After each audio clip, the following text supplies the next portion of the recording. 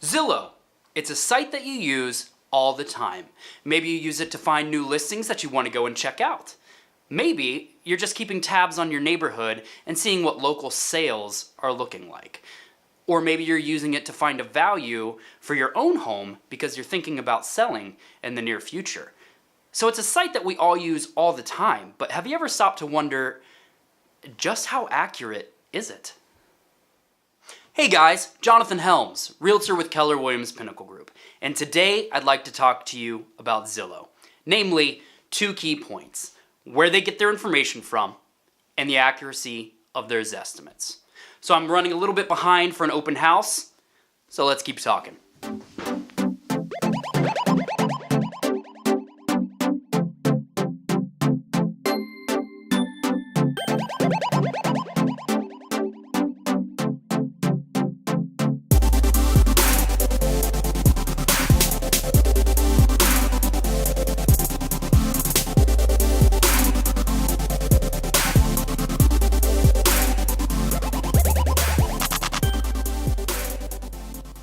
All right, so two aspects I'd like to talk about that I think it's important to keep in mind while you're using Zillow: where they get their information from and the accuracy of their estimates. So let's start with information. Zillow can't pull information directly from the multiple listing service, the MLS, which realtors use to post their listing, unless they have that type of permission from a broker. So they have to go to that broker. The broker has to give them permission to use that information.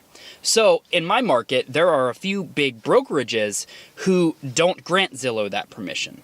And what that means is if you're using Zillow exclusively for your home search, you're going to miss some listings entirely because the company that holds those listings is not giving Zillow permission to use those. All right, so now let's talk about Zestimates. So Zestimates are going to vary in accuracy by market. So I'm going to talk about my market in particular, but my market is fairly common as far as the error ratios. You can find all of this information directly on Zillow.com, so this is not anything new, but I did want to cover it because I think it's important to note.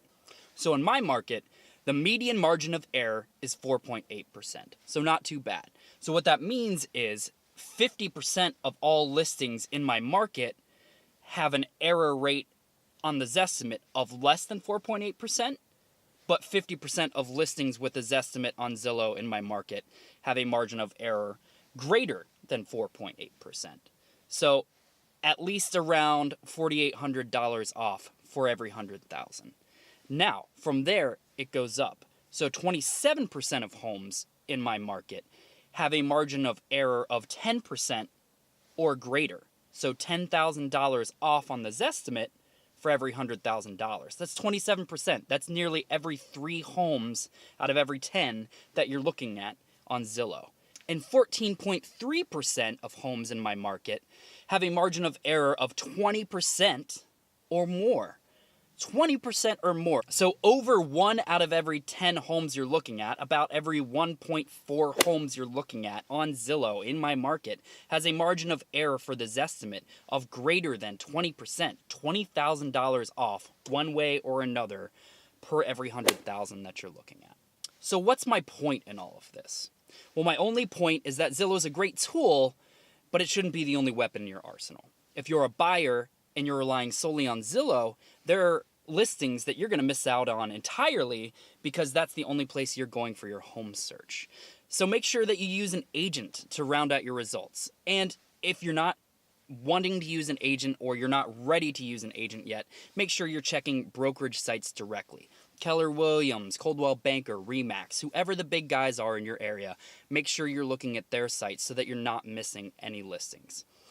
And if you're looking to list your home and you're trying to gather information about how you should price it, just keep in mind that when you're looking at a Zestimate, keep in mind those margin of errors.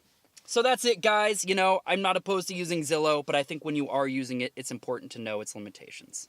So that's all I've got for this week. Thanks for watching. Leave a comment, like, subscribe, and let me know what you want to see, and let me know any questions that you have.